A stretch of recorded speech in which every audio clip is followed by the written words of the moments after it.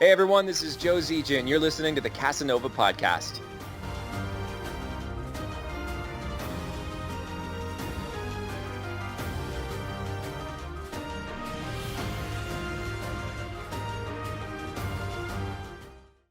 This episode of the Kasanova podcast, Hawaii's #1 podcast, is brought to you by ExpressVPN. Protect your online activity today and find out how you can get 3 months free at tryexpressvpn.com/Mekel Kasanova. That's tryexpressvpn.com/MEKELKASANOVA for 3 months free with a 1-year package. Visit tryexpressvpn.com/Mekel Kasanova to learn more.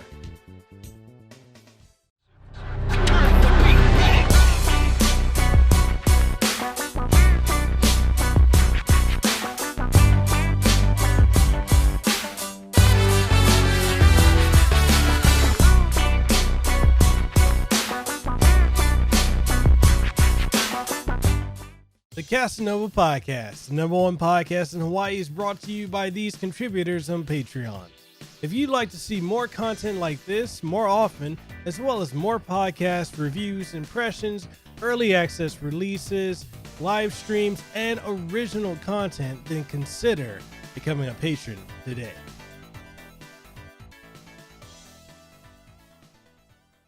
All right, and welcome everyone to another episode of Hawaii's #1 podcast, the Kasanova Podcast. I'm your host, Mekel Kasanova, and I'm coming at you with another phenomenal interview because today I've got the honor and privilege of interviewing the man who makes AVerMedia's community and partnerships work so flawlessly. None other than the community and partnerships manager himself, Chris Huston. Now, it is an honor to have him on the show because AVerMedia, you guys know I absolutely love the brand. And the reason I love the brand is because everything just simply works straight out of the box. No hiccups, no issues, no errors, nothing. It's just simple perfection. And as a content creator, a podcaster, a streamer, and a YouTuber, these are things that are absolutely essential. You know, when you're making content, you don't want anything to just go down on you. And if it does, you want to have the best customer service that you can possibly get, and that's exactly what AVerMedia does. The quality of their products and of how they interact with the community, it is just simply second to none. And I love their message of #We are all creators because it's so true.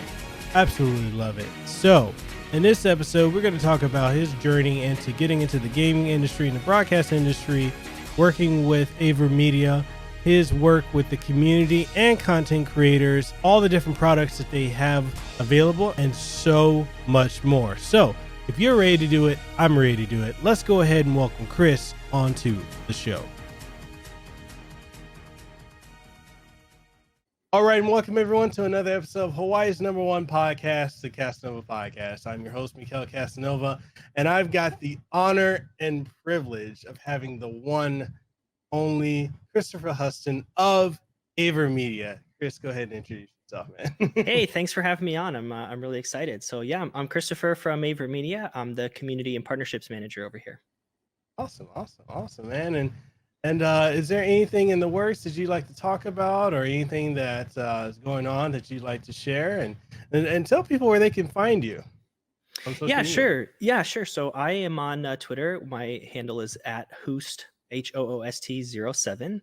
You guys, I am also run the AVerMedia social. So sometimes people, are chatting with me on the AVerMedia social and they don't even realize it's me. I think that's probably how we got introduced actually too. I think so. So yeah, if you're chatting with someone on AVerMedia, that's probably me. But yeah, so I can't talk. I really wish I could. I can't talk too much about stuff that we haven't announced yet. I just was on a live stream last week. And everyone wants to kind of know what we're up to, but I can talk a little bit about some of the things that we have coming out and very soon, and also brief things about products for 2020 that are coming up as well that have either been announced or are close enough that we can talk about them.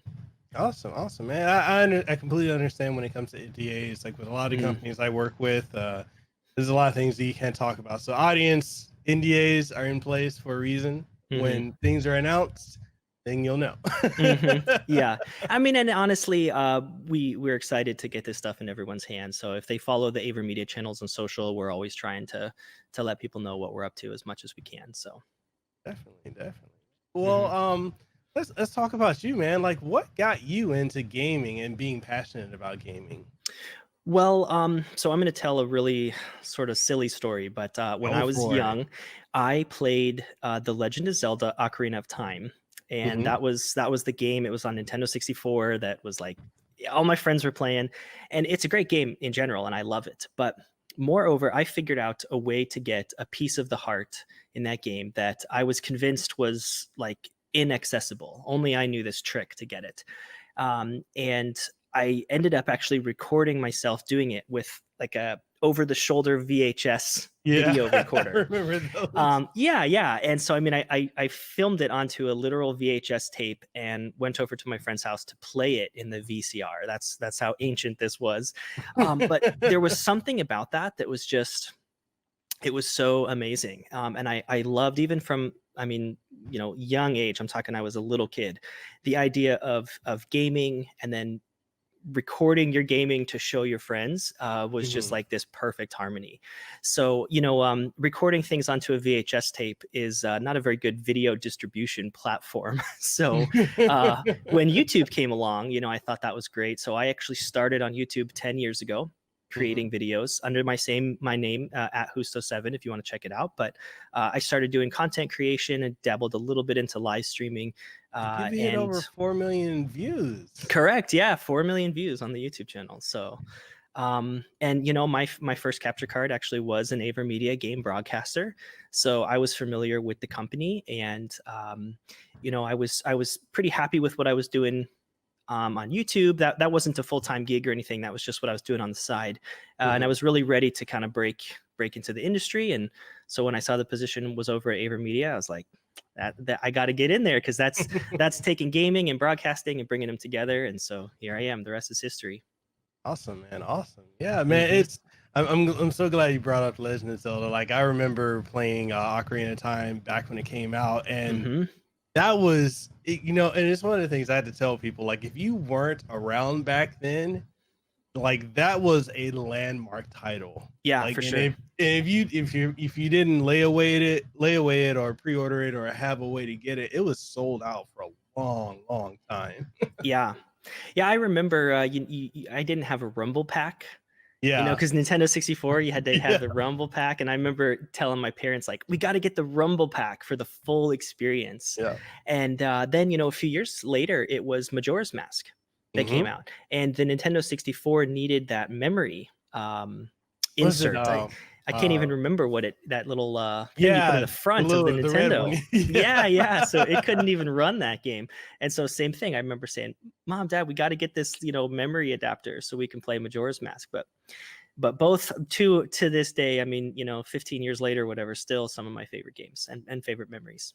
Isn't that crazy? Like, when you go back and you think about how gaming has evolved over the last 15 to 20 years, like, yeah, it like back in the day, like for us, and we were playing games back then, you had to have a memory card or a Rumble pack or an expansion pack, or, there were so many different consoles out at the time too. It's kind of like the Wild West, whereas like people growing up now, they already know it's, you've got Nintendo, you've got, Microsoft, you got Sony, but back then you had Panasonic making consoles, you had Atari with their various Jaguars, and it was crazy. It's just to see the evolution of gaming it's mind blowing. yeah. I think even the term console is so unique because.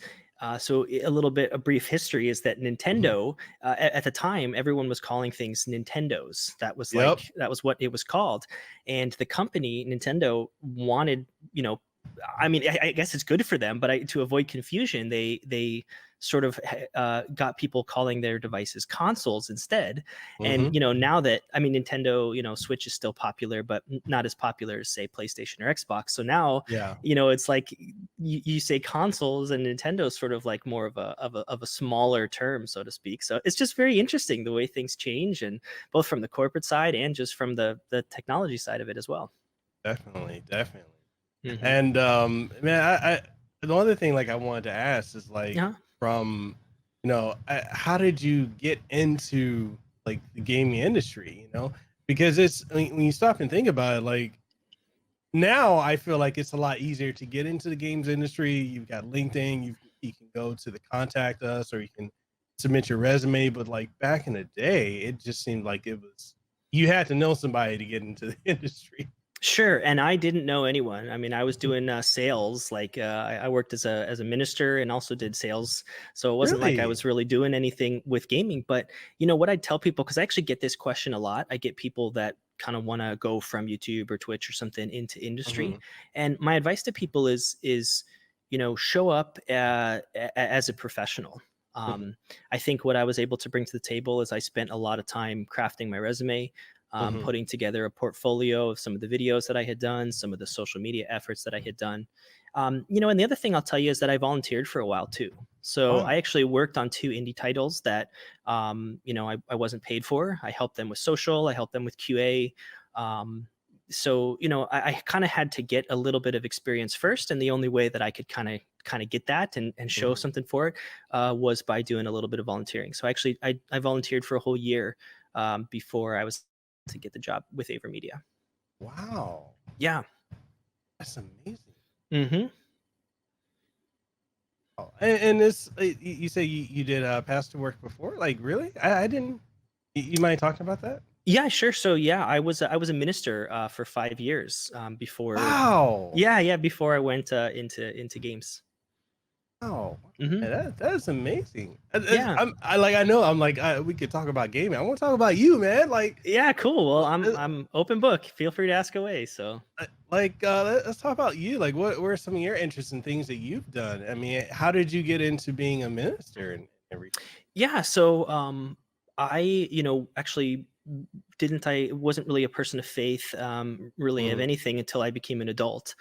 So I actually went to college, and while I was in college, I met a group called InterVarsity. They're like a collegiate ministry, and Mhm. yeah, I got plugged in with the group. It really changed my life. I felt like, I don't know. I don't want to get like too down, sensitive topics or something, but I felt like a lot of the people that I Dude, had met. there's no Um, filter on this okay, show. all right. So There's no yeah, filter. I I'm just felt like maybe some people that I had met, people of faith, sort of left a bad taste in my mouth, so to speak. They, Mm, I kind of that wasn't really what I was into. But these people that I met in college, they were the real deal. They took their faith really seriously. They were professional people. They were kind people, and it was just really an experience that I was really interested in. So I made a decision. I became a Christian in college, and also speaking about volunteering, I volunteered for a few years with this ministry while I was a student.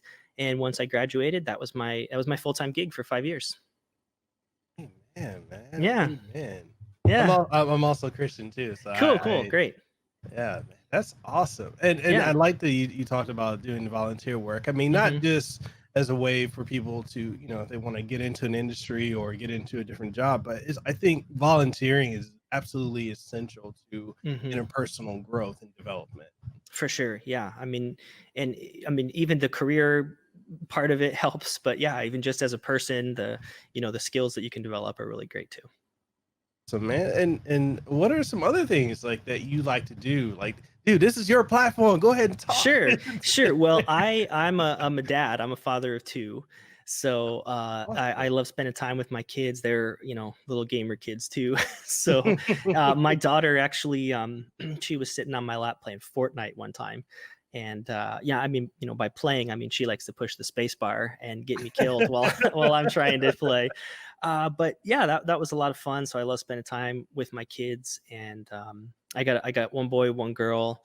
I got one that's about to turn 2 and one that's 4. So I got Awesome. Yeah, I got that. So I love spending time with the kids, and I'm here in California, so I'm a big outdoorsy person as well. So, love to go to the beach or love to go hiking. Anything. It's like hot. I mean, hot for California. You know what I'm talking about too. But Yeah. yeah. So love being outdoors, and obviously love gaming as well. That's what I could sit around and just play video games all day too. So I'm still a big gaming geek as well. Awesome, man. Awesome, Hmm. man. Dude, you got to come out here to Hawaii and come to some of the beaches out here. It's Hmm. absolutely amazing. But I will say, don't go to all the tourist beaches. We have a couple, especially here on Oahu, absolutely breathtaking beaches that we just don't advertise. But if you ever Okay. come out here, I'll definitely show you where they Okay. Cool. Yeah, the locals know the hookups, huh? are. Right? Yeah. Yeah, it's kind of funny actually because my wife and I have been married for 10 years. So we're celebrating. Congratulations. Thank you. We're celebrating our 10-year anniversary. Well, I guess in December we have been. Mhm. And we were actually going to try to come to Hawaii for our anniversary. The trip unfortunately fell through, so I think we're going to do it next summer instead. But yeah, maybe I'll hit you up. Maybe we'll have to see some of these cool beaches because I think next summer we're going to try to come out there for our anniversary. Awesome, man. Like Hmm. definitely every time, like it's so funny. And I think I've shared this story before, but every time like anyone I've either interviewed from the industry or people I know in the gaming industry or actors, anytime they come out to Hawaii, they're like, Mekel, where are you at? I'm like, I'm near Waikiki. They're like, oh, you live over there? Yeah. I'm like, yeah, I'll show you around. Are you at the airport? I'll come pick you up. So Great, cool. I show people around, and I show them all the good spots to go eat, because I mean, you can stay within the tourist area, and then you're going to be spending so much money. But Yeah. there's so many spots that, like, whatchamacallit, we got this place called Oh My Grill, and it's absolutely good. For $6 you can get a huge plate lunch meal of either chicken or any of the types of food you want, burgers, meat, whatever. $6, whole plate plus drink. Whereas if you're in Waikiki or any of the tourist spots, you're going to spend like $20-$30 Yeah. for that same thing. Yeah, $6 will get you a bottle of water, I think, probably if you're Right? yeah. Like a small one. And if Yeah. you want a bigger one, you got to go like what, $8-$9 or so. Yeah. Cool. Well, that's great. And I mean, honestly, that's like that's one of the things that I love. One of the reasons why I love working in games. Everyone is so cool. I mean, Yeah. just as an example, I had a friend, when I say friend, I mean someone I talk with on social media. I've never met the guy before, but I was hanging out at E3, and he was, we were DMing, and he was saying, "Oh, I can't get out there to E3 because my hotel situation fell through." And I Mhm. was like, "Dude, just come crash in my hotel. Like, I don't care, And he was like, "What? Seriously? Like, I'm a stranger." And I was like, "Yeah, I know, but like, everyone that I meet is always so nice, and like, everyone just this like wants to hang out. And I know that there's like, people talk about like toxicity and stuff in gaming, but like Yeah. that's like a sub group. It I don't is. I It don't really encounter is. those kind of people, Yeah. and all the people that I meet through working at AVerMedia or industry folks. Everyone is always so nice and welcoming, and it's a really it's a really great industry to be working in. So Definitely. Definitely. mhm. Man. Well, if you ever come out here in Hawaii, you need a place to stay. You can always stay. My Well, wife and I there you go. said we got a 3-bedroom house, and I mean, we've had so many people that from the industry just come and stay with us, and it's like and the thing is, it kind of throws a lot of people off. They're like, really, you're offering? I'm like, yeah, it's how we are out here in Hawaii. Okay, cool. That's part of our culture. So it's like, Okay. but yeah, man, like, and that's the thing. Like, I definitely agree with you about that little, I'd say like a minority of people with the Hmm. whole toxicity. I haven't run into that at all. Hmm. Like, I don't know. Like, I hear about it, and it's like, I don't have any personal experience with it. Yeah. Yeah, and I think that there's a difference between like gamers and the industry people. I mean, there's not much of a difference. I mean, it's the same people, but the people who are really passionate about this and really want to thrive in the industry, they're the nice ones. They're the ones that Yeah, work together and enjoy things. So and I keep saying games. I know I work for like a broadcasting company technically, but it's very close to games and gaming. it's But the same thing. yeah. I mean, I play video games at work, so like that's like you can't beat that. But this whole industry it's much smaller than I realized or than I Mhm. imagined. I mean, I know a lot of people. I know from doing social, I know the social media managers or the community managers at other companies, or I know these, people that even if they're behind the scenes, I'll meet them at E3 or TwitchCon or something. So the whole my mother, to kind of go way back to a question about breaking into the industry, is be really nice to, if you're yelling at your community managers or your social media managers or something. I don't want to make it sound like we're all gossips, but word gets around quick. And so you want to just be nice to all those people, because it's a lot smaller than you might think. Everyone knows everyone when you go to the same shows a couple times a year and you run into the same people at restaurants. So be nice to everyone. Yeah. And that's one of the things too. Like I've said on a couple other podcasts with industry people, and I don't think a lot of content creators or aspiring content creators realize how small Hmm. it's a huge industry, but it's small because literally everyone knows everyone. Yeah, Everyone exactly. interacts. And when I went to E3, I got to see how close knit everything is. And it's the same Hmm. thing with like the voice acting industry, with the gaming industry and with different PR agency. It's very small. And Yeah. so one of the things, like, I like to tell other content creators, some that I'm coaching and some that, just randomly ask questions about, oh, how should I, approach a company, or how should I appear online? And I tell people, have a level of professional etiquette when you're Yeah. conducting yourself online. You literally do not want to go and tag a company and start cursing them out or bashing them or exposing them, or not any of that, because you don't know who's looking at it and who they know and how Hmm. that can affect you either negatively or positively. And it's Hmm. one of those things where if it's drama, try to stay out of it. In my opinion, that's the advice I've tried to give people, Yeah. and just pick and choose your battle. Is it necessary to try and bash a company? Is it necessary to badmouth a PR person or something like that? No. Yeah. And it doesn't help down the road either. Hmm. Yeah, so we have a partnership program. I'm letting people peek behind the curtain a little bit here, but we Okay. have a partnership sponsorship program, and we pay for a like a software as a service tool Hmm. that, when someone is interested, if they're kind of in like one of the final rounds, that this thing actually does a little Twitter audit. So it reads through their past tweets, and it will give us a sentiment score.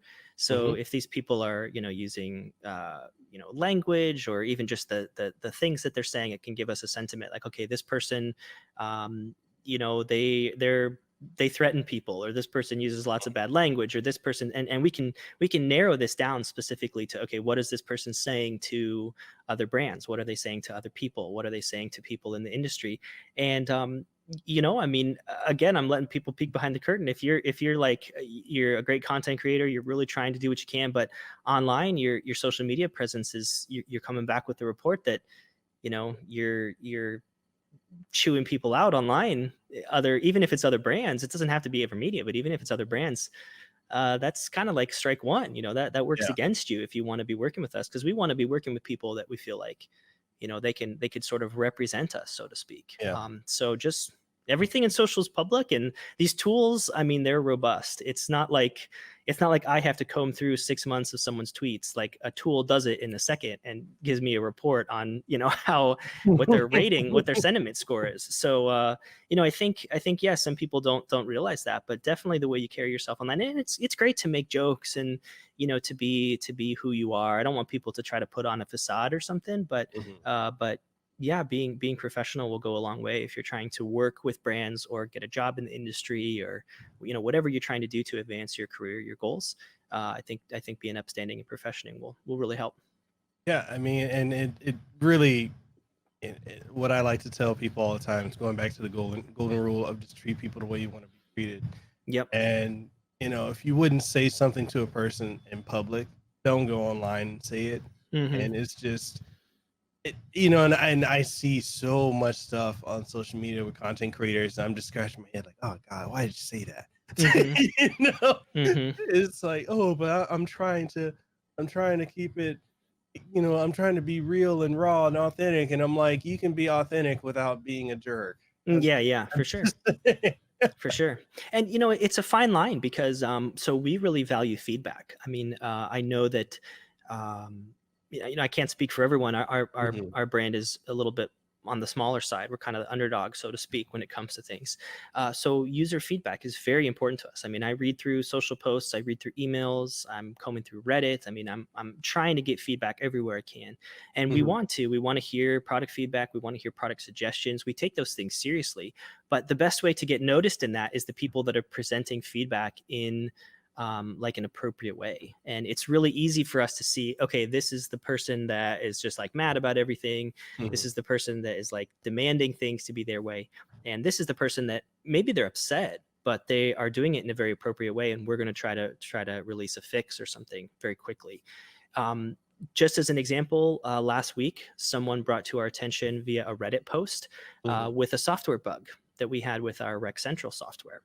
And it wasn't like AVerMedia exposed, Yeah. clickbait. I mean, they posted a video on Reddit and said we need to get AVerMedia's attention because this is a pretty critical bug that we need to get fixed. Mhm. I saw that on Reddit, sent it right over to the tech team. We had a meeting that day about it. They were able to pull a couple people in. We diagnosed the problem, and we had a fix available like the next day. So, but that was just this very interesting example of like, okay, this person was honestly, they were upset. I mean, Mhm. this was a serious problem, but we fixed it right away because they were able to present what they found. They did the research. This was a legitimate bug, and they were able to say, "Hey, we're trying. Can someone retweet this or share this because we want to get AVerMedia's attention?" They did. They got our attention, and we got it fixed. But it wasn't someone that was like hating on AVerMedia or the brands or the software or anything. It was like, this is a bug. I really want to get it fixed. Let's get it through the right channels. And we had a fix up on Reddit the next day. So, man, that's awesome.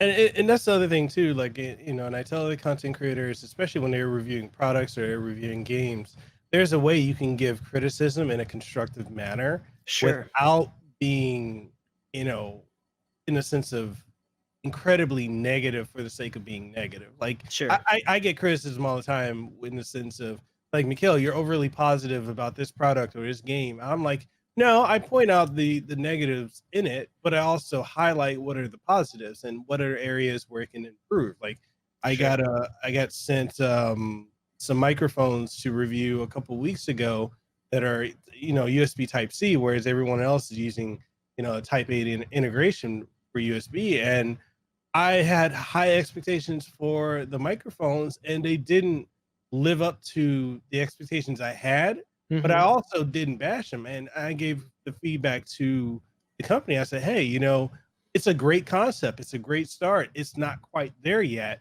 If you Yeah. tweaked it here, here, here, and possibly here, then, you might have a huge contender on your hand. But Yeah. Great. right now, it's a good alternative, but it's not there yet. And they say, hey, I appreciate that feedback. It was, it wasn't incredibly negative like, we expected it possibly could have been. I'm like, oh, well, that's not the point. Yeah. If Hmm. Yeah. I mean, the thing about specifically about product reviews is that the reason why brands are typically doing that is because they really want to know the best way to make a product. I mean, again, I can't speak generally for everyone. I know that they have their own things, but when it comes to us, the reason why we want to get product in people's hands, Mhm. I'm a social guy. We have an engineering team, but those people are not necessarily on the front lines of gaming and broadcasting, right? So, we want to know with the people who are. We want to know their use cases, what the limitations are, the needs we can meet, the problems we can solve, and so product reviews go a long way with us. That's very helpful for us to know exactly how people are using it or wanting to use our products. Definitely, definitely. And speaking of products, Hmm. I gotta say, like with all the devices available for content creators to be able to capture footage and stream, what is it about AVerMedia that both not only separates it from competitors like Razer and Elgato, but what makes AVerMedia the go-to choice for creators? And I'm gonna showcase some bias here because I used to use Elgato products, and I'm not trying to bash Elgato. I'm just saying I've gone through so many Elgato products with this year alone, 5 HD60Ss.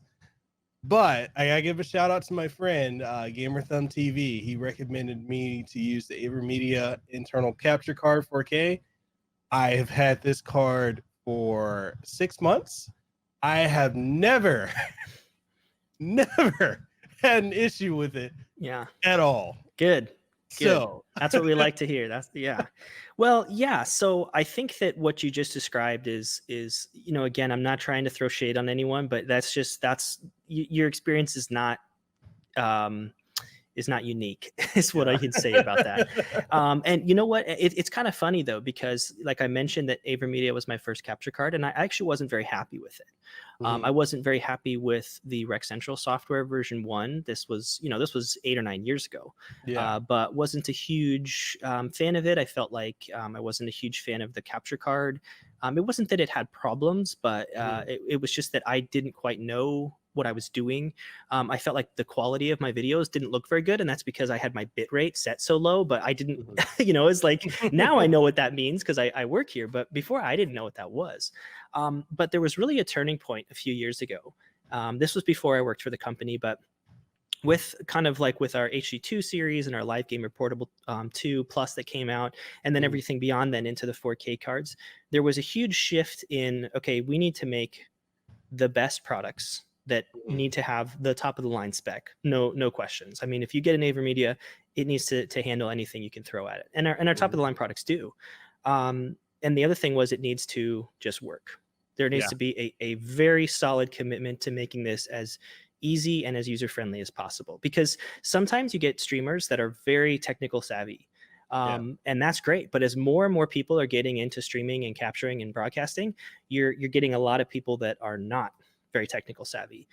So having devices that either are plug and play, or having devices that if they're not plug and play, we do all the heavy lifting for you with our RecCentral tool. We made a deep commitment to having the experience be as easy as possible. And that's not just true for the initial setup, but that's true for the life of the product, right? I mean, and lots of competitors, I don't want to throw names out, but you guys know who they are. Lots of competitors just do a search on social media or Reddit or something, and you'll see this stopped working, this blue screened my computer, this is having issues. You do the same thing for AVerMedia.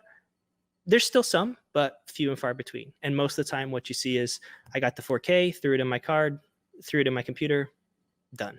Right? I got the Ultra, it's plug and play, started capturing in 5 minutes. I'm working on a video right now actually for one of our newest cards, the Live Gamer Mini. And I'm timing it. So I'm saying, I'm gonna get you from box to stream in 1 minute. Right, here we go. Unpack it, get you plugged in, get you streaming 1 minute. We're gonna see if we can do it. So, but that's kind of the mentality. That's what we want to bring to the table, is to be both as easy as it comes, but also really give that high quality professional, because we don't want people to feel like there's a big divide, right? We don't want it to feel like this is the professional gear. You got to pay an arm and a leg for it. It's tricky to work, and you're kind of stuck in this like amateur content creator, right? People are super creative. They're able to produce really amazing things. We just need to give them the tools to do that. And there's no reason to hold those people back and give them subpar equipment. So that's why we have the commitment to capturing those high refresh rates, to capturing HDR, to even if it's like this starter, entry level capture cards, you still get 1080p 60, no more of this having to deal with 720 or 1080 30. I mean, we want you to get the best out of your gear, kind of no matter where you are in the spectrum. If you're just starting out or if you're a professional, we've got the tools for you.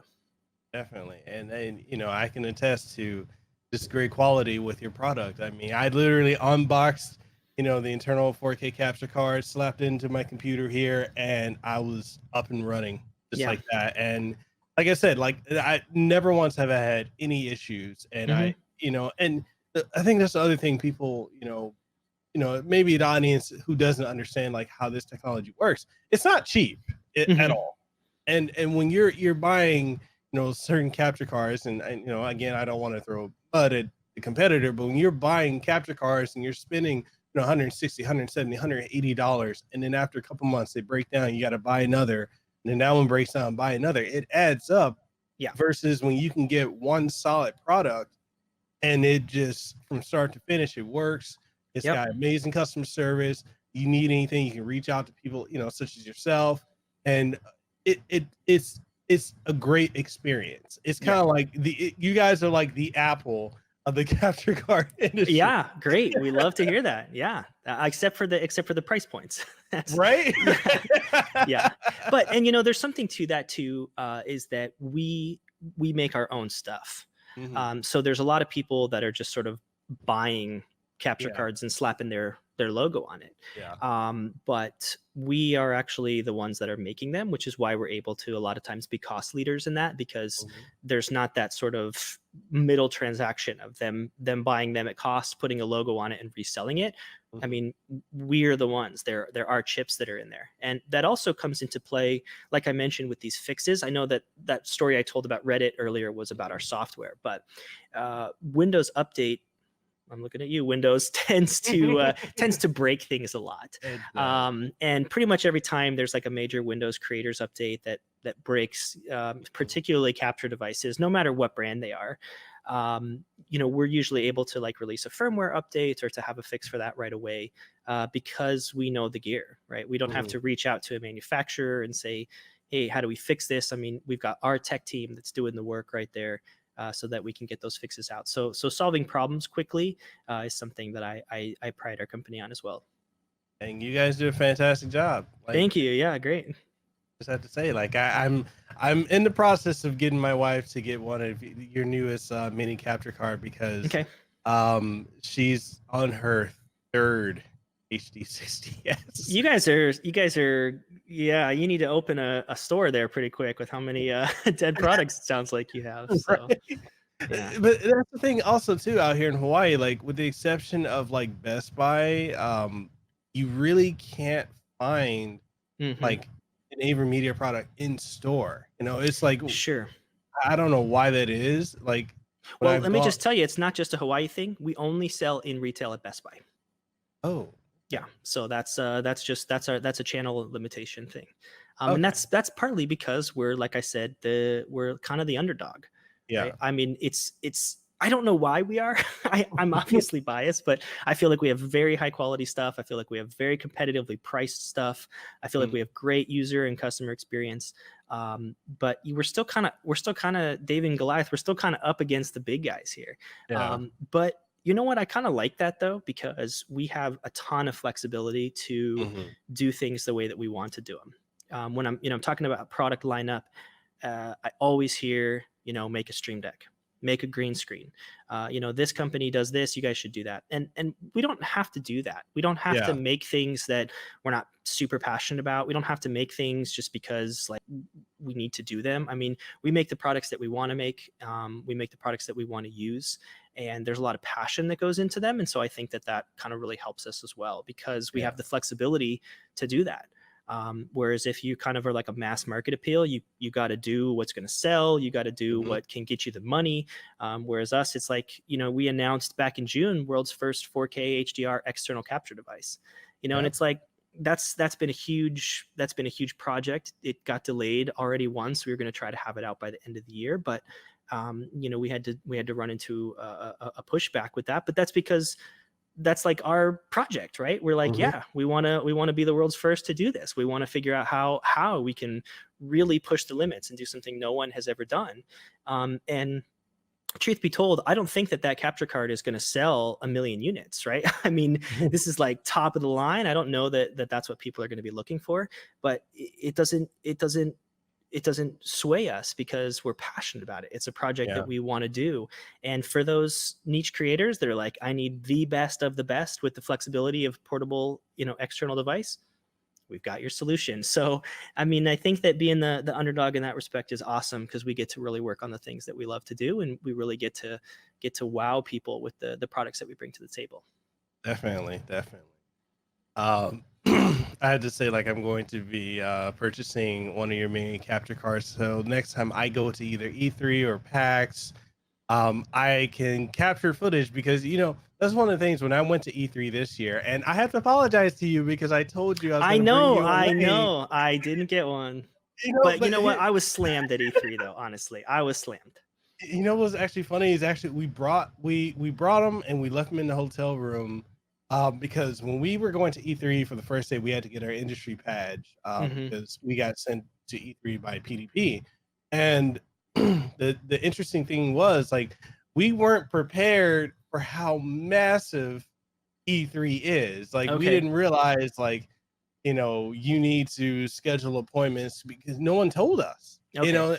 It's like, oh, we're just thinking, oh, we're gonna go in, we're gonna walk around. Like, no, Mm-hmm. no, you need to schedule appointments. You need to, if you got an industry pass, like we didn't even know that because we had the industry pass badge that we could go to another line. Yeah, the industry entrance. Yeah.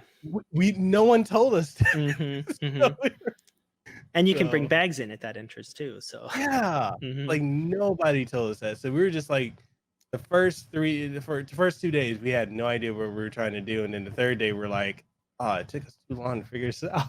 So Yeah. Yeah. so yeah, next year we're gonna be way more prepared. Great. And then we're gonna have our AVerMedia capture cards to Great. capture gameplay footage because we didn't even know that we could bring one Yeah. and capture game footage. Like literally, I keep telling people that going to E3 versus watching E3 presentations on YouTube, entirely different world. Definitely. Definitely. And I think that one of the things you asked us about, kind of what makes us different, that particular device, Yeah. the Live Gamer Portable 2 Plus, that allows you to record on the go to a micro SD card, I think is just such a valuable tool. It is. I posted a tweet not too long ago that said it should be every content creator should have one, and I mean that. I mean, it doesn't matter if you stream or anything. I mean, just to be able to go to an event like E3, and you're trying a new game, and you say, yo, can I throw this? Can I connect my HDMI cable? That's all you have to do. You can literally power that thing with a portable power bank like you would your phone. So you don't even have to plug it into an outlet. You can power that thing with a portable power bank. You plug in one HDMI cable, and you can record your footage and take it home and edit it and do whatever else you need to.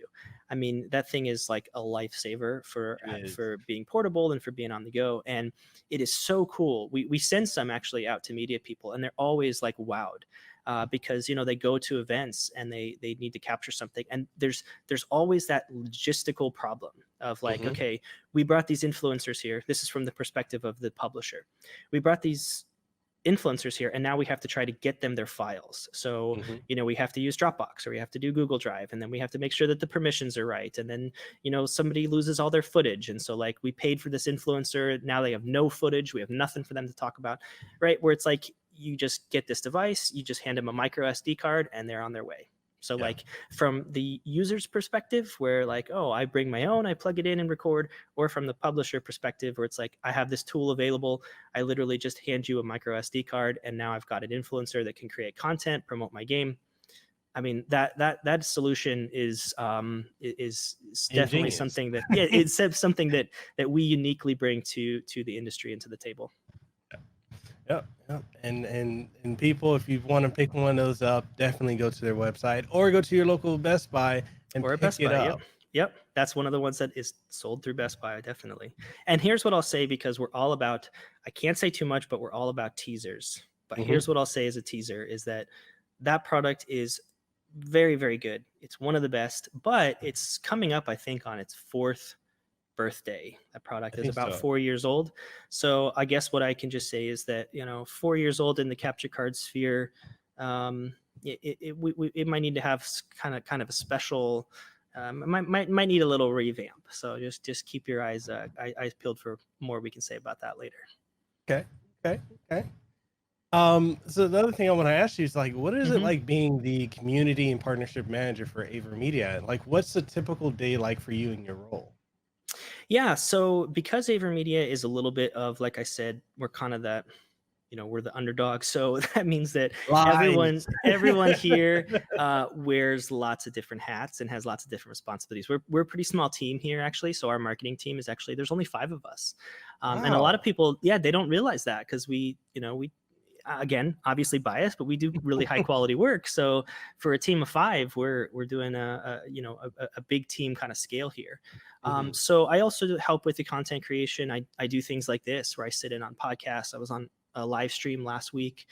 And so like daily, weekly responsibilities really vary for where we're at. So if we're doing promos, a lot of it is getting that content ready. If we're doing applications, a lot of it's going through those applications. I mean, I think most people don't realize this, but I read through those apps. So we get about 2,000. I mean, some of them, if I'm totally honest, only get 5 seconds, but it's me. There is a real human eyes that are reading all of these applications, and it's hilarious because sometimes people fill them out like they don't realize that they'll say something in there, and it's like, yeah, no, a human read this. Like, I know that I won't get a response because whatever. And it's like, no, you will get a response. It's me. There's a real human.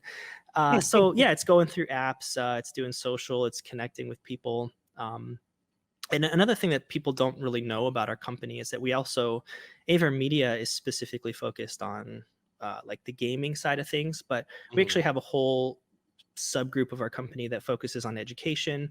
We have a sole group of our company that focuses on like the prosumer products. And so while my responsibility is exclusively with the AVerMedia Gaming side, sometimes I'm, myself or other people in marketing are assisting with those other efforts as well. So we've got some of our marketing guys are actually doing some product demonstrations this whole week. So they're going to be out of the office. So it's a little bit quiet this week. But yeah, so every day is a little bit different. But it's every day's fun, and every day I'm getting to do what I enjoy doing, and I'm getting to work with people that, content creators, broadcasters, and I'm getting to help them do what they love to do. So it's like, it's always a win-win. I mean, every time I sit down with someone like you and do an interview, do a podcast, pick your brain, tell me what you need. What are the tools? How can our brand, I like to ask this question. And if you want to answer it, you can. I'm sort of saying it hypothetically, but Okay. I like to ask the question, if AVerMedia could meet one of your biggest pain points when it comes to content creation or streaming, what would it be? But I just love to chat with people about things and to hear how our brand can help produce the creativity and the amazing content that people all around the world are trying to do. So that's what I love doing, and that's what our company loves doing. I mean, the biggest pain point I had was just reliability because what I was using before kept crashing on me. But the other thing too is like with with the RecCentral software, I mean, you can stream from it. I mean, you can do that with the competitor stuff as well. But the fact is, it's a cleaner, easier to use interface. It's very, if you want to set up your entire streaming setup through that application, you don't want to use OBS, you don't want to use XSplit or anything else, then you can do everything through the software. It's not resource heavy, which is something I really, really love about it. I mean, other software I've used, it takes a toll on your RAM, but your software does not at all. So it's just when you and people, I need you guys to understand, when he says they make quality products and they make quality overall, they really do. We mean it. We mean it. Yeah. I mean, a lot of research. I mean, I think, I don't know the exact number, but I want to say it's like 75% or something of the company is involved in R&D, which is like kind of unheard of, right? I mean, because that's, it's not necessarily like profit driven, right? I mean, R&D is like, but you have to have it. You have to have a commitment to that if you want to be able to make the kind of products that are reliable and that people need. And the thing I want to say about RecCentral too, just because I mentioned earlier that I did not like version 1 of it, and I still don't, but the new version of it, is in my opinion really great. And we kind of feel like when it comes to broadcasting software like OBS, Streamlabs, OBS, XSplit, a lot of people have their preference. So it's really important to us to have excellent third-party integration for any of those that work, or whatever software. I mean, Wirecast is like, I don't know if people still, like that, but yeah, Wirecast, I mean, whatever people want to use. But RecCentral is a very like user-friendly, like if maybe you're not the most tech savvy, or you like need something really easy, like that's exactly what we want to have that there for. We want to have it that you can plug in your capture cards, boot up RecCentral, add a source, and go live. It's like very easy. And so when people ask like, oh, when are you going to roll out this feature that OBS has or something, probably never, because if you want those, like the solutions out there, our goal is to have our software be streamlined and very easy to use. So some people don't like that they feel like it's not, it's not up to par. But that's kind of done for a reason, because we want it to be as easy and user friendly as possible.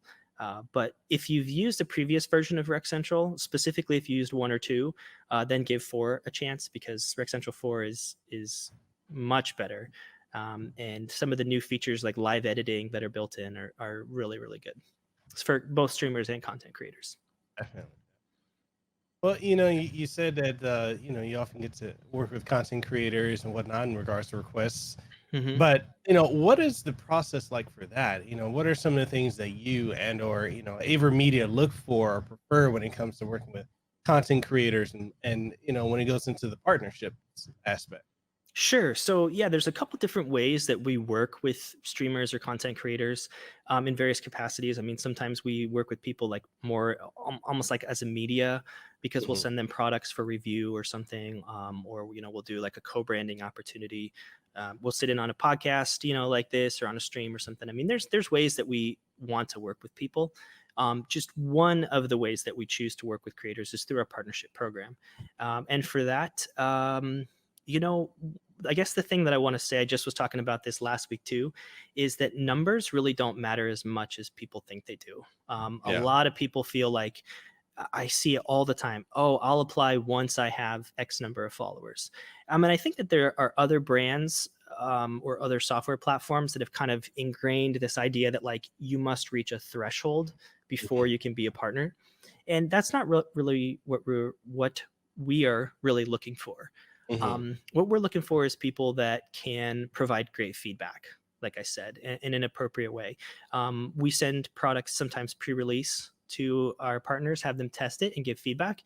And if you want to work with us, if we feel like, okay, we can see an example of a time that you did an unboxing or a product review, or if nothing else, if you can sort of convince us that you're the kind of person who would comb through a product and would provide healthy and constructive feedback so that we can have the best experience, that is actually like totally, that's invaluable to us. I Mhm. mean, I have selected partners solely because they linked me to like a very, very good product review or unboxing video that they made. And I thought, okay, I got to get this guy this product because I know that they're going to really help us. They're going to go above and beyond when it comes to, yeah, let's send you this, let's send you a new iteration, right? You send your old one back. Let's see if we can solve some of these problems. So that's very helpful. I talked a little bit at the beginning about like brand safety and good sentiment. I mean, just Mhm. that boils down to behaving yourself online. Like we Yeah. want to work with people that, we feel like we can, that we feel like can represent the company.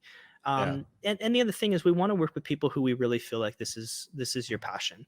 I can't say this clearly enough, but it is so easy for us to determine applications from people that just want free stuff.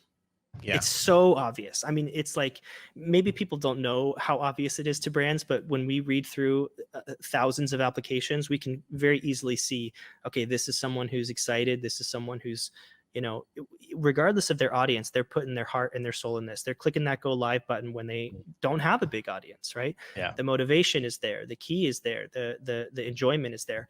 Or it's like, okay, you're someone that's just trying to get some money, or you're someone that's just trying to get a free product. That's really not what we're typically interested in, because it's really hard to have an ongoing relationship with some of those people. Yeah.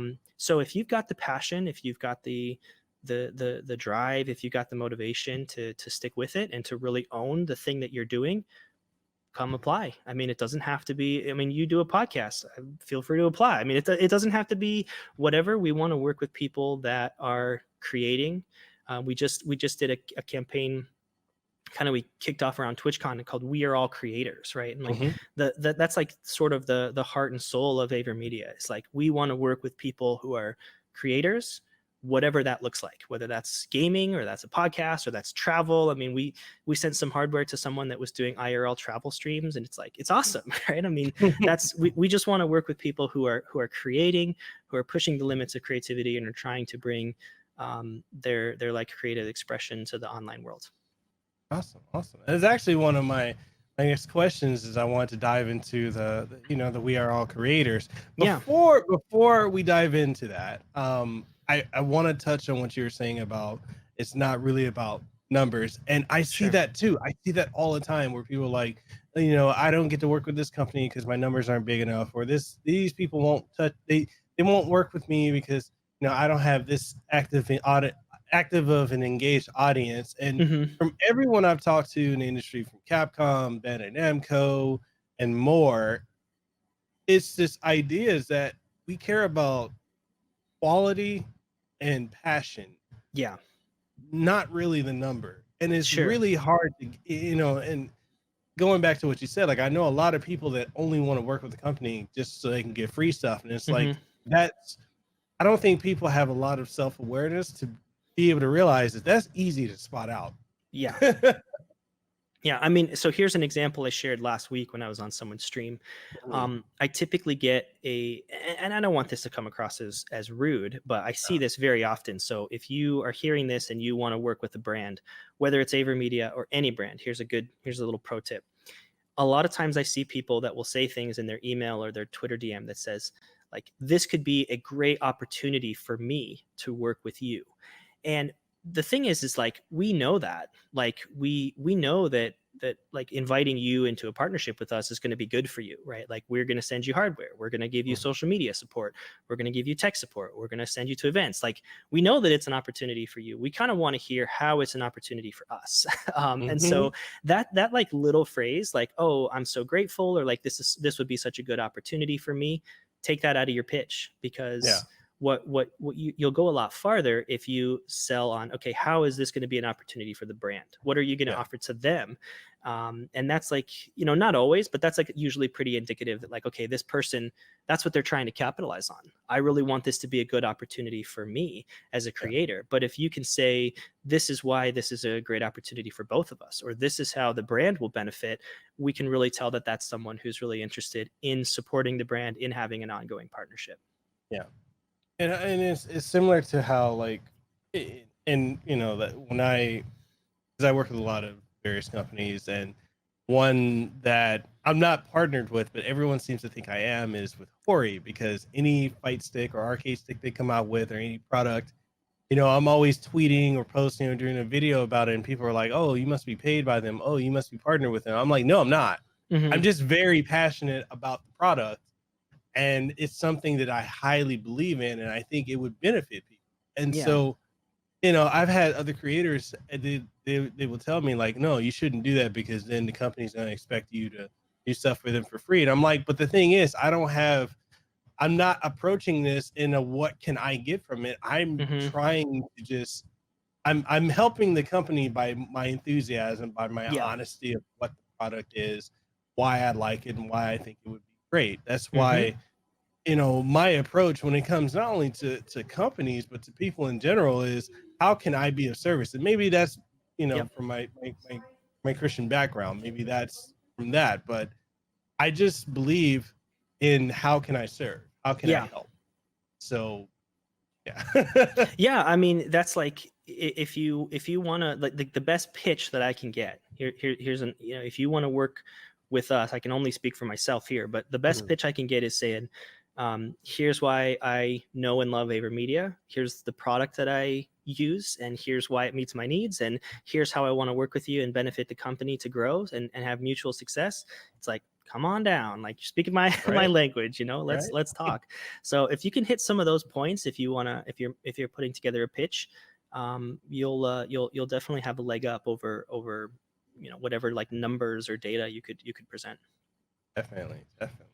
Hmm. So let's dive into, you know the We Are All Creators. Like, what was the Yeah. foundation for the creation of that, and how impactful would you say it's been? Yeah, so like I said, that's really the kind of heart and soul of the company, honestly. Mhm. And so we just decided to make that public. I mean, Mhm. we sort of were joking about that we are, in a sense, all creators, like literally, like the AVerMedia employees, right? I mean, Mhm. we're creating content, or we came from content creation roles or something. And so it kind of just started with this idea, like, yeah, at AVerMedia, like, we are all creators, and we are inviting people to be creators with us. Like, we want to build that sense. We want people to feel like, yeah, I'm a part of this group.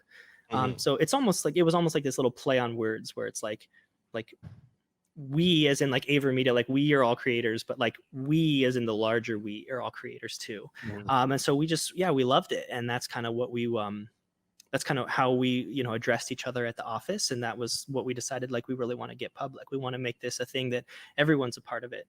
And yeah, it's been awesome. We rolled that out. We kind of have this landing page. So we're going to be putting on stories, different creators that we are interviewing. So we actually working on a few right now that we're going to have come out soon, our partner spotlight. And we also just wanted to give the community at large a chance to be on our page too. So anyone that posts on social media, I think we're pulling from Instagram or Twitter, but anyone that posts on either of those sites with the hashtag, we're trying to pull in those posts and share the content on our website. Because we want to let people know, like, we want people to be a part of our group, a part of our, we are all creators ecosystem. So I would say that, like, impact wise, I mean, I think a lot of people love it. I think for a lot of people it was like, yeah, I'm a creator, I want to own that. And that's like really helped them to feel like they're a part of something greater, a part of something larger. And that has been really awesome to see. So this is kind of like it's not like a rebrand. I mean, we're still AVerMedia, like, we're still who we are. We don't have new logos or anything, but it's a rebrand in a sense that, like, it's a new sort of side of the company that we really want to kind of carry forward. We want people to, every time they buy an AVerMedia product, feel like, yeah, I'm a part of this creators group. Like, it doesn't matter what I'm doing. It doesn't matter the kind of content that I'm trying to produce, but, like, I'm here, I'm a creator, and I'm ready to be a part of this group. With going forward with that as an aspect of the company, what it does, and this is also for the audience who understand it, but what it does is it adds the aspect of tangibility in a human personal relationship to creator, the consumer, and the company. That typically, if you were to buy anything else, like say I buy a Samsung phone, there's no connection between me and Samsung. Whereas if I buy an AVerMedia product, there is that connection. Like, I am a creator. I'm getting it not only because I create content, but because I believe in the company, and the company supports and believes in the creators and wants to expound and help creators flourish. So there is that's that human dynamic, and I absolutely love that about your company, and that you guys are doing that. So that's awesome. Yeah, thanks. You summed it up really well. With that being said, like, shifting away from AVerMedia, like, talk about you, man. Like, I really want to dive into, like, what are some of the things that you like to enjoy outside of work that people may not know about? Yeah, so I mean, like I talked about earlier, I love spending time with the wife and the kids. Love being outdoors. I like I said, was a minister, so I'm involved in my church, and doing groups that I'm either leading or attending and volunteering. So yeah, I mean, I do a little bit of everything. Having two small kids, you don't have a lot of free time. But yeah, between the things that I do at work and church and with my family, that's kind of me. That's what I love to be doing. Come on, I know it's like you like to travel. Come on. I'm actually I'm not a huge traveler, as a matter of fact. Really? So yeah, I don't know if it's just because I haven't been around enough, but so I live in the Bay Area, and the Bay Area is like a very, like, extremely diverse place, just in terms of, like, culturally, and it's awesome because I feel like I'm living this unique place where the world has come to me.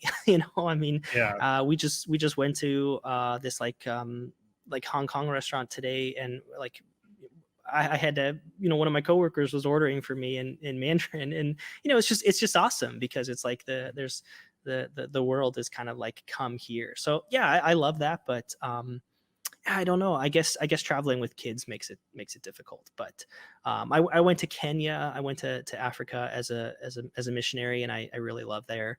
And I'd love to go back there someday. And I've actually never been anywhere in Europe, so I'd love to maybe see that someday. But yeah, it's tricky. It's tricky with the little kids. But yeah, I guess not much of a traveler. I travel for events kind of around the country, and that's kind of the extent of my. I'm typically, when I go to the events, ready to go home afterwards. but yeah. Awesome. Since I've got about 2 more questions. Okay, sure. So, wrapping everything up, like, what advice would you give to the audience that's either looking to get into the gaming industry or to work in the games industry? Or hell, I mean, you've already given advice on how to work with AVerMedia, but Mhm. just as a summarize. Yeah, I really think it just comes down to knowing what brands are going to be looking for Yeah. and what I think or companies I mean that you want to work for. And I think that companies are going to be looking for passion. Companies are going to be looking for people that can bridge the gap between making a career, right? I mean, the tricky thing about working in games, whether it's like hardware, like AVerMedia or actually like a video game publisher, Mhm. is that these careers are so fun, right? It's like it's awesome. But the problem is that because it's fun, it attracts a lot of people that just want to have fun. Yeah. And they wonder why, like maybe they're not having a lot of success, and that's because this is still a job. This is Yeah. still a career path. Like yeah, we get to do fun things like be on podcasts, we get to play video games at work, but it's like there's still deliverables, there are still expectations, and this is a career path. And so making sure that you keep that in mind is great because it's awesome to get a career that is like so fun to be in, but we really want to attract the people who can balance that fun with taking this really seriously and knowing that this is a job and a lot of people depend on this, right? I mean, Yeah. you think about like a video game, there's a lot of people that, yeah, that's like even for the sake of like the profitability of the video game, I mean, but there's a lot of people that want to play that video game, and like it Yeah. needs to get people's heart and soul into it to deliver the best possible experience.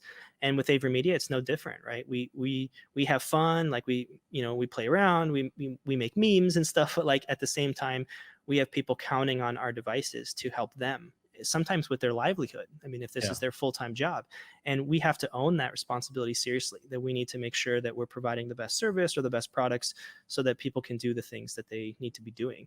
And we don't want to be a bottleneck for that. So going into it knowing that you need to really let people know that this is something that you're going to take it seriously and that it's a professional, and that you can be a professional in this environment, I Mhm. think will go a long way. Whether you want to work with a brand as a sponsor or whether you want to get a job with a company or something, that would be my advice to anyone trying to work in games: is know that it's fun, but know that it's know that people are looking for professionals too. Yeah. And even for me, like I do this podcast, full time content creator and streamer, and I tell people all the time, they're asking like, "Oh, how do I want to do what you're doing?" I'm like, "Are you sure? It's work." It's They're like, work, yeah. they're like, "All you do is play video games." Like, no, Yeah, if people understood the backside of it, right. peeking behind the veil, it's like, yes, I stream games, yes, I review games, yes, I do this podcast. That's like 10%. The Yeah. rest is marketing, business emails, Yep. communications, deliverables. Yep. It's work. It's a lot Mm-hmm. of work, and I really want to say, for me, I want to say thank you, you personally, Chris, and also AVerMedia for having a product that allows me to continue to do what I do for a living. Yeah. Thank you. Yeah, Thank you well, guys. that's awesome, and you're welcome. And I mean, I hope there are more cases like you out there for people that can do both, because we want to enable people to do that. It is really fun and it is really rewarding, no matter what side of the spectrum you're on, whether you're on the creator side or working in games, publisher, hardware, whatever. It's all a blast. It's all great, but it's work. And as part of our We Are All Creators campaign, we've been interviewing people, and one of the questions we've been asking is, do people understand, particularly full-time content creators like yourself, do people understand what you do when they say, what do you do for work? And you say, oh, I'm a full-time content creator. And most people say no, right? Yeah. It's like most people think, oh yeah, you play video games all day. And it's like, no, there's so much more that goes into it, right? I mean, Yeah. it's not. And even the people that you think like, oh, they just, the big streamers or something. I mean, there's lots of business that goes into this. These people are Yeah. not, no one gets paid to play video games all day, right? I mean, that's not a thing. That's not a job. I mean, there are people that play video games a lot, but they're doing behind the scenes work, putting in Yeah. their time as well. So that's definitely something that companies are going to want to see. Yeah. Definitely. It's enjoyable, but it's a lot of work and it requires a lot of discipline, like a Yeah. lot of self-discipline. Yep. And and just to be honest, it's not for everybody, but for Hmm. those who can do it, I mean, It's work, but we love what we do. Yeah. Yeah, for sure. For sure. So last question I have for you is like, is there anything you want to leave the audience with before we go? Yeah, what do you guys want some teasers? Go for it. All right. So I have this problem where I have a terrible poker face. So I am going to do my best to say these things because last week we had a live chat open and people were asking about this and this, and it's like, man, it's so hard for me to keep a straight face sometimes. But I'm talking about stuff that I love talking about, you know. So, but yeah, I could talk about some things we got in the works. So here's the things that I want to say. So we announced, this is not a surprise, but we announced back in June that we were that we had unveiled the prototype of the world's first 4K external HDR capture device. So that has come a long way and will be ready very soon. So like I mentioned, we ran into a little bit of a setback, but we solved the problem that we were having with it, and that's going to be coming soon. You guys will get your hands on it and get to hear more about that. But that's something that I'm very excited about because we're really pushing the technical limitations of what capture cards can do. I mean, there is a reason why there are no 4K 60 HDR capture cards out there external. I mean, there's a reason. It's because you can't get that much data down USB bandwidth. So that's kind of, we're very excited to have that to be shown off what we're going to be doing. We also got coming up soon. We also announced this back in June, actually, but the headset that I'm wearing right here. So this is our headset. This is a sample that we've got right here in the office. So this is going to be coming soon. I don't have the mic on because it's actually got a detachable microphone. And I'm using our USB mic right here. So I don't need the mic on. But that mic is clear. I didn't even know that. It sounds so clear. Well, I know. I mean, I'm using a USB mic right now. The mic from this, but the headset mic is off. The AVerMedia microphone you have. Oh yeah, that's what I'm using here. It's so clear. Like, good. Wait, is he using the XLR mic? No, yeah. This is our USB mic. So yeah, this headset is going to be coming out here pretty soon too. It's got the RGB effect on the top. It's a pretty cool. It's pretty nice headset. So it's got that like virtual surround sound slider on here too, volume, detachable mic. Yeah, it's a real nice headset. So we debuted it at Computex back in June, and we had them at TwitchCon. So this was the first time people could get their hands on them at TwitchCon, and they're going to be coming out soon. We also had a product at TwitchCon that was very interesting because this was an unannounced product. We had never shown it to the public before, and we just had them there at TwitchCon just to see if people picked up on it. And we only had a couple of people that even noticed. But yeah, we have a microphone that's going to be coming out later too. So that's not this one that I'm talking on right now. This is going to be a new mic that's going to be coming out. But if you want to see some pictures, just go back through our social because we had people taking pictures, taking selfies of our product, and they had no idea that it was it had AVerMedia logo right on it. And we only had, I think we had 96 different streamers stream from our booth at TwitchCon. And I want to say we had like maybe 5 or 6 people that said, oh, hey, what is this mic? I've never seen it before. And we were like, oh, you've never seen that mic before, huh? Surprise. So really not very many people even noticed. And I was thinking like maybe half of the people that streamed would say, oh, is this a new mic? But much less, only 5 or 6. So, like 4 or 5%. But yeah, so we've got some new things coming up. And if you can kind of tell from the theme, our goal is to have a complete streaming ecosystem. So we want someone who wants to create content or stream to be able to say, I am going to use AVerMedia for everything. Now, that doesn't mean we're not going to be doing like a computer, or like someone said, oh, AVerMedia is going to start doing mouse and keyboards and stuff. That's not what I'm talking about. But because those are not unique to content creation or broadcast, right? Everyone needs a computer regardless. But if you want to create content, you want to live stream, we want to be able to have a solution for you so that you could have an AVerMedia everything. And that is our commitment and our passion and our goal. And that is all I can say about that for product teasers.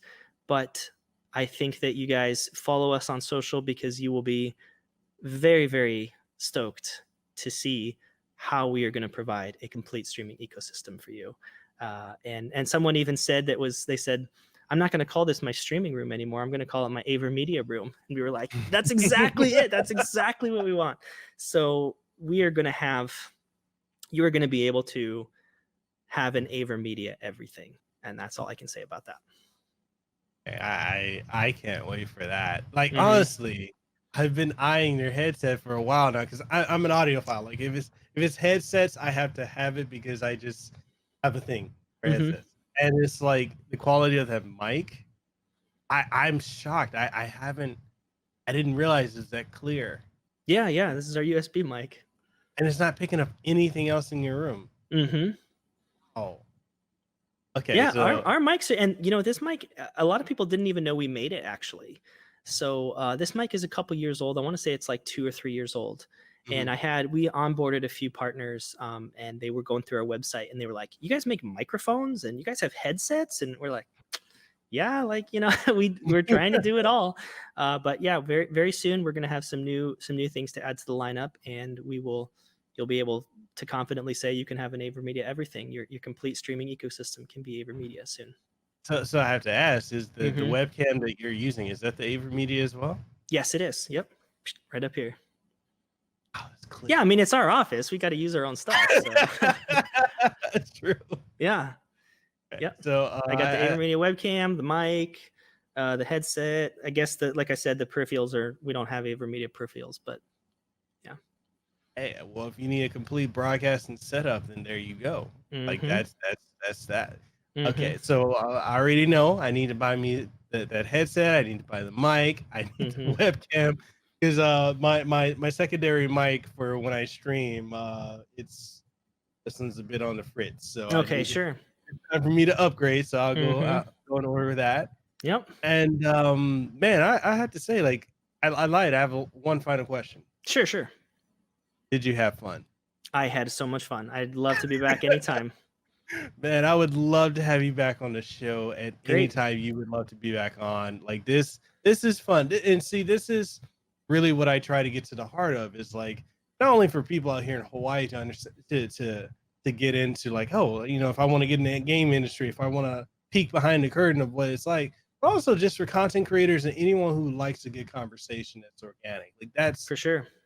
and this is just what I love to do, man. And Yeah. I want to thank you so much for coming on the show. Of course. Well, I really appreciate you reaching out and setting it up, and yeah, keep me on the guest list, and I'll be on next time. And maybe when we get some new products, we could tease some things together. That'd be a lot of fun. So Hey, Hawaii's #1 podcast and AVerMedia. I'd like the sound of that. there you But go. I mean, but truthfully speaking, man, if there's anything I can do for you or for AVerMedia, if I can be of service or I can help out, like, honestly, I don't care about getting free products. If I believe in a brand, like I said, I've got the capture card in my computer.